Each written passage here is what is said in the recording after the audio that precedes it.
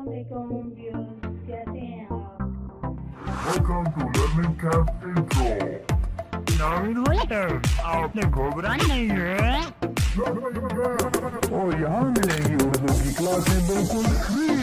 Learning camp.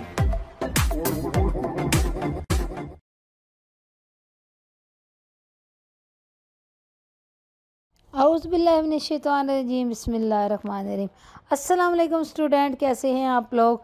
उम्मीद है इंशाल्लाह सब लोग ठीक होंगे। तो स्टूडेंट, आज मैं आपको 10 क्लास की गज़ल बताऊंगी जिसका नाम है सर में सौदा भी नहीं, दिल में तमन्ना भी नहीं। ये इसका मफ़हूम है जो आज हम गज़ल पढ़ेंगे।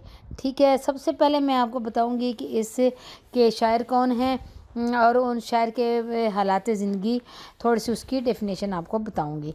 ठीक है, फिर उसके बाद हम आगे चलते हैं। सर में सौदा भी नहीं, दिल में तमन्ना भी नहीं, ये गज़ल है और इस गज़ल के शायर हैं फ़राक गोरखपुरी। ठीक है, फ़राक गोरखपुरी का असल नाम रघुपति सहाय था, लेकिन वो अपनी अदबी दुनिया में फ़राक गोरखपुरी के नाम से पहचाने जाते हैं। उनके वालिद का नाम गोरख प्रसाद था।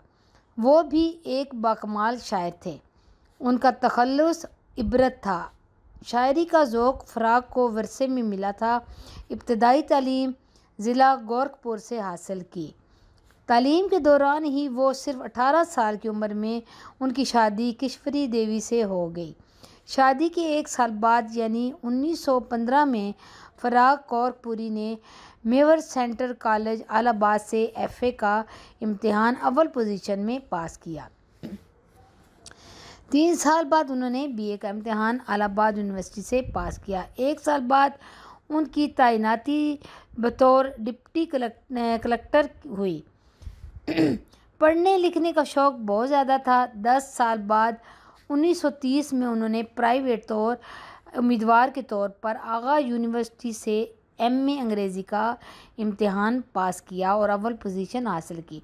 इसी साल वो इलाहाबाद यूनिवर्सिटी के अंग्रेज़ी शोबे में लेक्चरार तैनात हो गए।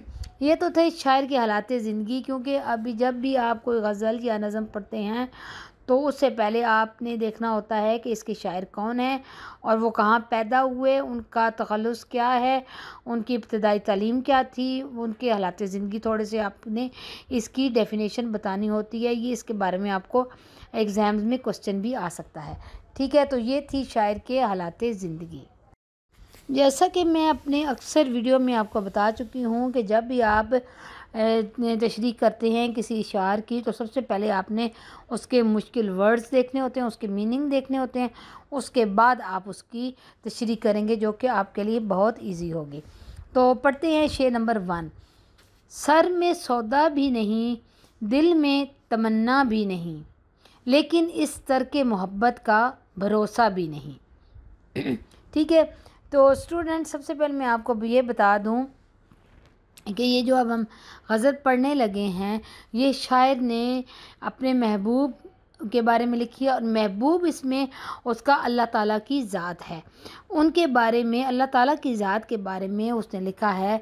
इसमें अपनी जो है वो दिल की बातें बताई हैं कि वो क्या सोचता है और वो क्या कहना चाहता है। ये शायर के जो है इसमें मेन चीज़ जो है वो है कि वो अल्लाह ताला के का ज़िक्र और उसके बारे में इसमें अपनी राय बयान कर रहा है।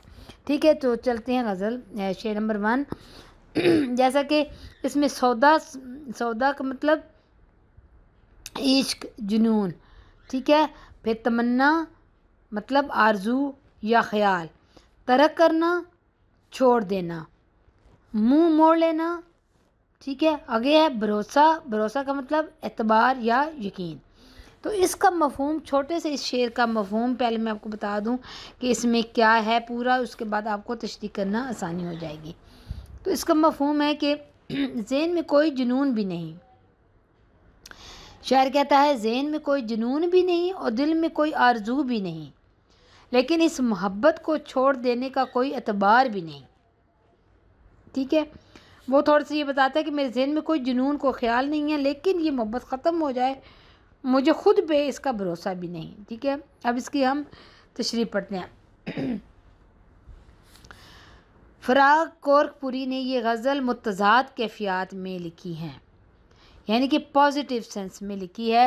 वो ख़ुद ही एक बात करते हैं और बाद में ख़ुद ही इस बात की नफ़ी कर देते हैं। वो कहते हैं शायर ख़ुद ही बात करता है फिर ख़ुद ही उसको वो नफ़ी में बता देता है, यानी कि उसका नेगेटिव बताता है। फ़राग कहते हैं कि अब मेरे सर में इश्क का जुनून नहीं रहा, मैंने अपने महबूब की याद को अपने ज़हन से निकाल दिया है, उसके साथ साथ अपने दिल को भी अपने महबूब की याद से खाली कर लिया है। वो कहता है कि मैंने अपने महबूब को ज़हन से निकाल दिया और अपने दिल से भी उसको निकाल दिया है, मेरा दिल उसकी याद से खाली हो गया है। अब मेरे दिल में उसके लिए कोई जगह नहीं है।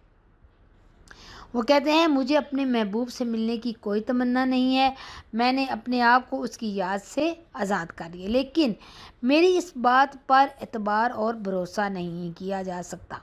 वो कहते हैं कि जो मैं सोच रहा हूँ कि मैंने दिल से निकाल दिया है, मुझे उसका ख्याल नहीं आता या मुझे उसकी ज़रूरत नहीं है, मेरे दिल दिमाग से मेरे महबूब की याद निकल चुकी है।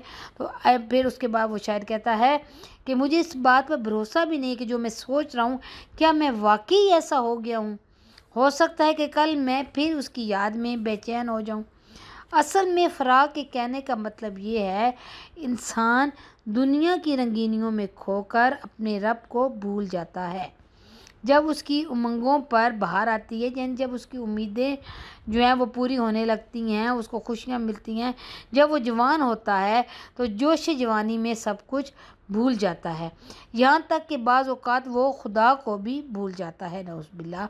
मगर एक ना एक दिन उसे इस बात की समझ आ जाती है कि अल्लाह ताला ही सब कुछ है, तो वो दोबारा अल्लाह ताला की तरफ रुजू कर लेता है। ठीक है, ये इस शेर का मतलब था, जो कि मुझे उम्मीद है आपको समझ आ गई होगी कि शायर इसमें अल्लाह ताला के बारे में बताता है कि वो कहता है कि मेरे दिल से जब मैं जवान था तो मेरे दिल से ये ख्याल निकल चुके थे, मैं खुशियों में मुलव्वस था और मुझे अल्लाह ताला की याद नहीं आती थी, लेकिन जब मुझे तो थोड़ी परेशानी आई तो मुझे पता चला कि सब कुछ अल्लाह ताला की ज़ात है, उसके बगैर मैं कुछ भी नहीं हूँ। ये छोटा सा इसका तशरीह का मतलब है। ठीक है, मुझे उम्मीद है आपको इस शेर की समझ आ गई होगी। नेक्स्ट है शेर नंबर 2। एक मुद्दत से तेरी याद भी आई ना हमें, और हम भूल गए हों तुझे ऐसा भी नहीं। तो इसमें है मुद्दत का मतलब है अरसा, याद आना, दिल में ख़याल आना, भूल जाना मतलब ख़याल ना रहना। ठीक है, ये छोटी सी जो है इसके अल्फाज के मायने हैं। तो इसके बाद अब इसका मफ़हूम क्या है शेर का। वो कहता है एक अरसे से हमें तेरी याद भी नहीं आई। ठीक है, वो कहते हैं एक अरसे से हमें तेरी याद भी नहीं है और ऐसा भी नहीं है कि हम तुम्हें भूल गए हों। याद भी नहीं आई, वो कहता है, और हम भूले भी नहीं। तो ये शेर अपने अंदर हकीकी मानी समाये हुए है। वो कहते हैं इस शेर में शायर ने हकीकत बयान की है। शायर कहता है बहुत अरसे से हमें अल्लाह ताला की याद नहीं आई, यानी हमने इसके बताए हुए अहकामात पर अमल नहीं किया, अपने ही कामों में लगे रहे और इबादत से दूर रहे, कारोबार जहाँ ही संवारते रहे और आहिस्ता आहिस्ता अल्लाह ताला से दूर होते गए। यानी कि वो कहते हैं दुनिया की रंगीनियों में इतने मगन हो गए कि अल्लाह ताला से आहिस्ता आहिस्ता दूर हो गए। मगर इसका ये मतलब नहीं है कि हम अल्लाह ताला को बिल्कुल ही भूल चुके हैं। हमें जब भी कोई मुश्किल दरपेश होती है तो हम उसी की तरफ रुजू करते हैं। देखिए, कोई भी इंसान है, किसी भी हालत में हो, किसी भी कंडीशन में हो, चाहे इंसान ना कि सिर्फ मुस्लिम, कोई भी इंसान पूरी वर्ल्ड में देखें तो जब भी उसको मुश्किल पेश आती है तो वो अल्लाह ताला की तरफ रुजू करता है, चाहे वो बुरा है, अच्छा है, काफिर है, मुसलमान है, जो भी है, तो उसका ध्यान अल्लाह ताला की तरफ जाता है। अल्लाह ताला को वो पुकारता है, चाहे वो जिस ज़बान में भी पुकारे, लेकिन जब भी उसको मुश्किल पेश आती है तो वो अल्लाह की तरफ रुजू करता है। ठीक है, ये था शेर नंबर 2। शेर नंबर 3। यूं तो हंगामे उठाते नहीं दीवाना इश्क, मगर ए दोस्त ऐसों का कुछ ठिकाना भी नहीं। ठीक है, हंगामा उठाना, झगड़ा शुरू करना, दीवाना इश्क, इश्क में पागल हो जाने वाला, ठिकाना मंजिल को कहते हैं और एतबार भरोसा। ठीक है। इसके बाद इसका मफ़हूम है, वैसे तो इश्क के जो दीवाने लोग हैं वो झगड़ा नहीं करते, मगर ऐसे लोगों का कुछ भरोसा भी नहीं होता कि वो कब झगड़ना शुरू हो जाए। जो इश्क में दीवाने होते हैं तो वो लोगों से झगड़ा नहीं करते, लेकिन उनका ये भी नहीं पता होता कि कब वो झगड़ा शुरू कर दें। शायर कहता है, जो लोग किसी के इश्क में मजनून हो जाते हैं, यानी कि किसी के इश्क में मगन हो जाते हैं, वो अपने हाल में मस्त हो जाते हैं। उन्हें दुनियादारी की कोई परवाह नहीं होती, वो दुनियादारी के किसी भी हिस्से में हिस्सा नहीं लेते। वो भूल जाते हैं कि उनके अलावा भी दुनिया में कोई दूसरा है, लेकिन ऐसे लोगों का कुछ एतबार नहीं होता। शायर कहता है कि वो कब हंगामे पर आमादा हो जाएं और उनकी खामोशी किसी तूफ़ान का पेश खैमा बन जाए। ऐसा आम तौर पर उस वक़्त होता है जब उन्हें अपने इश्क में नाकामी होती है। वो कहते हैं, शायर कहते हैं, वैसे तो आशिक लोग जो होते हैं वो मजनू होते हैं, वो इश्क में मुब्तला रहते हैं, उनको आसपास किसी का होश नहीं होता, लेकिन जब उनको इश्क में नाकामी होती है तो वो जो है इतना झगड़ा करने लगते हैं और हंगामा करने लगते हैं, तो वो एकदम से जो है ना वो अपने दुनियादारी को में पड़ जाते हैं और उसमें झगड़ा और फसाद शुरू कर देते हैं जब उनको इश्क में नाकामी होती है तब। ठीक है, उम्मीद है आपको इस शेर की भी समझ आ गई होगी। चलते हैं नेक्स्ट। तो शेर नंबर 4, आज गफलत भी है उन आँखों में पहले से सिवा, आज ही खातरे बीमार शकीबा भी नहीं। गफलत मतलब लापरवाही, सवा ज़्यादा बढ़कर, खातर बीमार बीमार दिल, परेशान दिल, शकीबा बुर्दबार तहम्मुल मिजाज। ठीक है, तो मफ़हूम है इस शेर का। वो शायर कहता है, आज उनकी आँखों में पहले से ज़्यादा लापरवाही है और आज ही बीमार दिल को सब्र भी नहीं है। वो कहते हैं कि आज ही भी मैंने अपने महबूब की आंखों में लापरवाही ज़्यादा देखी है और आज ही मेरा दिल परेशान भी है। ये इसका मफ़हूम था, तो तशरीह करते हैं इसकी। शायर कहता है, आज मेरे महबूब की आंखों में मेरे लिए बेरुखी पहले से बढ़कर है। वो कहता है, मेरे महबूब की आंखों में मेरे लिए बेरुखी पहले से बहुत ज़्यादा है। पहले भी मेरा महबूब मुझ पर नज़र अत्तफ़ात नहीं करता था, मतलब कि मेरा महबूब मुझ पर पहले भी इतनी करम नवाजी नहीं करता था, मुझे लापरवाही दिखाता था, मगर आज तो उसकी बेरुखी बहुत ज़्यादा बढ़ गई है। आज तो मेरा महबूब कुछ ज़्यादा ही गुस्से में दिखाई देता है, उस पर ये मुसीबत है। वो कहता है, उसके बाद अगर मेरा महबूब बेरुखी दिखा रहा है, गुस्से में है, और उस पर यह कि आज मेरा दिल भी कुछ ज़्यादा उदास और परेशान है, आज मेरे दिल से भी सब्र नहीं हो रहा, दिल को किसी करवट सुकून ही नहीं आ रहा। शायर कहता है कि मेरे दिल को किसी करवट सुकून नहीं आ रहा, मेरा दिल महबूब की बेरुखी पर सब्र करने का आदी हो चुका था। वो कहते हैं, मेरा महबूब मुझ पर मेरे साथ बेरुखी करता है तो मैंने उस पर सब्र कर लिया था, मगर आज तो महबूब की बेरुखी बरतने में बहुत आगे बढ़ चुका है।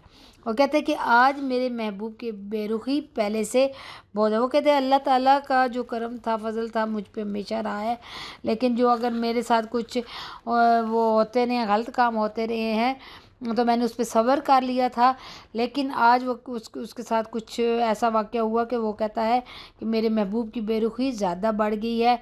चाहिए तो ये था कि मेरा दिल इस बात पर सब्र करता, मगर दिल को तो आज सब्र और तहम्मुल का यारा ही नहीं। वो कहते हैं, जैसे मेरा पहले दिल सब्र कर लेता था हर परेशानी पे और मैं अपने आप को दिल को समझा लेता था, लेकिन आज मेरे महबूब की बेरुखी इतनी बढ़ गई है कि आज मेरे दिल को सब्र और तहम्मुल नहीं आ रहा, मेरे दिल को सुकून नहीं आ रहा। आज ही कोई ऐसी बात हुई है कि दिल को सब्र नहीं आ रहा। वो कहता है कि पहले मैं सब्र कर लेता था, अब मेरे दिल को सब्र नहीं हो रहा। ठीक है, ये था इस शेर का मतलब। तो चलते हैं नेक्स्ट। शेर नंबर 5 है, रंग वो फसले ख़ज़ां में है कि जिससे बढ़कर शाने रंगीनी हुस्न चमन आरा भी नहीं। वो कहता है, फसले ख़ज़ां पतझड़ का मौसम, ठीक है, शान इज़्ज़त, हुस्न खूबसूरती, चमन आरा बाग को संवारने वाला, बागबान मतलब माली। तो इस शेर का जो मफहूम है, शायर कहता है पतझड़ के मौसम में भी वो रंग और रूप है कि बाग में माली ने भी ऐसी सजावट ना की होगी। और यहाँ पे आपने शेर को आप देखें, रंगो फसले ख़ज़ां में है जिससे बढ़कर, वो शायर कहता है कि पतझड़ का मौसम है जिसमें पत्ते झड़ते हैं, ख़ज़ां का मौसम है, इसमें भी मौसम में वो रंग रूप है कि बाग में माली ने भी ऐसी सजावट ना की होगी। जो माली जो बाग को सजाता है उससे भी इतनी अच्छी सजावट नहीं होती जितने पतझड़ के मौसम में उसमें रंग और रूप है। मतलब है इसमें शायर अब समझाने की कोशिश कर रहा है, वो अपनी बात बता रहा है। शायर कहता है कि मैंने अपनी ज़िंदगी से समझौता कर लिया है। कहता है कि मुझे अपनी ज़िंदगी का हर रूप प्यारा लगता है क्योंकि वो मुझसे मुंसलिक है। मैं मानता हूँ कि मेरी ज़िंदगी ख़ज़ां रसीदा है। वो कहता है कि मैं मानता हूँ कि मेरी ज़िंदगी मौसम ख़ज़ां की तरह है कि जिसमें सारे पत्ते झड़ जाते हैं, उसमें दुख ही दुख भरे हुए हैं, इसमें ऐसी कोई बात नहीं जो दिल को लुभा सके। वो कहता है इसमें कोई ऐसी बात नहीं कि दिल को अच्छी लगे, सुकून आए, जिसको खुशी मिले, मगर वो कहता है मैं इस पर भी खुश हूँ क्योंकि ये मेरी अपनी ज़िंदगी है। वो कहता है माली बाग में फूलों की हिफाजत करता है, बाग की तज़ीन और आराइश का काम करता है। वो कहता है बाग को संवारता है, खूबसूरत बनाता है, वो चमन को हुस्न बख्शता है, बाग देखने वालों को खूबसूरत लगता है। देखने वाले बाग की तारीफ़ करते हैं कि बागबान ने बाग की खूब सजावट की है। कि वो कहते हैं कि जब बागबान जो है, जो बाग की हिफाजत करता है, बाग को संवारता है, सजाता है उसको, तो देखने वाला जो होता है वो बाग को सजाने वाले की तारीफ़ करता है। मगर माली इस बाग को अपना नहीं कह सकता, लेकिन वो जो माली है, जो बाग को संवारता है, उसको खूबसूरत बनाता है, लोग उसकी तारीफ़ करते हैं, लेकिन वो उस बाग को अपना नहीं कह सकता क्योंकि बाग का मालिक कोई और है। और जबकि मुझे अपनी ख़ज़ां रसीदा ज़िंदगी ज़्यादा अच्छी लगती है क्योंकि वो कहता है ये मेरी अपनी ज़िंदगी है। वो कहता है मेरी जो ज़िंदगी में परेशानियाँ हैं, जो टेंशन है, जो दुख हैं, वो कहता है ये मेरे अपने हैं, मुझे इनसे भी प्यार है। ठीक है, मुझे उम्मीद है कि आपको इस शेर की समझ आ गई होगी। चलते हैं नेक्स्ट। आगे है शेर नंबर 6। बात यह है कि सकूने दिले वैशी का मकाम कंजज़े जना भी नहीं, वुसअते सहरा भी नहीं। तो इसमें सुकून, इत्मीनान, तसल्ली, वैशी बद तहज़ीब, ठीक है, गैर मौज़ब, मकाम मर्तबा रुतबा, कंज कोना, नुक्कड़ ज़ंदां कैद खाना, वुसअत फैलाओ कुशादगी। ये तो इसके मतलब जो कि आप नोट कर सकते हैं। अब इस शेर का मफहूम है, शायर कहता है कि बात यह है कि दिल जैसे वैशी के सुकून का मकाम ना हो तो कैद खाने के किसी कोने में है और ना ही रेगिस्तान की कुशादगी में है। शायर समझा रहा है, वो कहता है कि दिल जैसे किसी जो कोई वैशी होता है जिसको सुकून ना कैद खाने में आता है, ना ही किसी कोने में आता है, ना ही किसी रेगिस्तान की कुशादगी, यानी कि खुला रेगिस्तान हो तो उसमें भी किसी वैशी को सुकून नहीं आता। तो कहता है मेरे दिल का मकाम, दिल का सुकून इस तरह हो गया है। तो इसमें तशरीह करते हैं। तशरीह में कहता है शायर, इंसान को इस दुनिया में दिल का सुकून मुयस्सर नहीं आता। इंसान, वो कहता है इंसान है, उसको इस दुनिया में सुकून नहीं मिलता। इंसान सारी ज़िंदगी सुकून के लिए तंगो दो करता रहता है, मेहनत शाका से काम लेता है, मगर उसे सुकून की दौलत नहीं मिलती। कि वो कहता है, शायर कहता है कि पूरी ज़िंदगी, पूरी लाइफ एक बंदा अपने सुकून को तलाश करने के लिए मेहनत करता रहता है, दिन रात कोशिश करता है, लेकिन उसको सुकून की दौलत नहीं मिलती। ना तो अलग थलग रहने से इंसान पर सुकून हो सकता है और ना ही मेले ठेले में।